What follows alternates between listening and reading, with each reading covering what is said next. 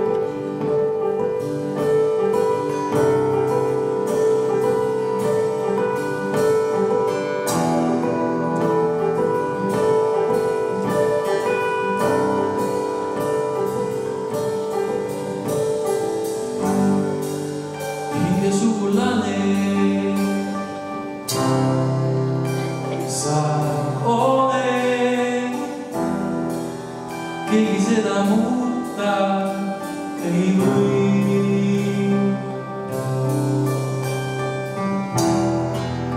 Vahest ongi parem, kui lihtsalt oled elu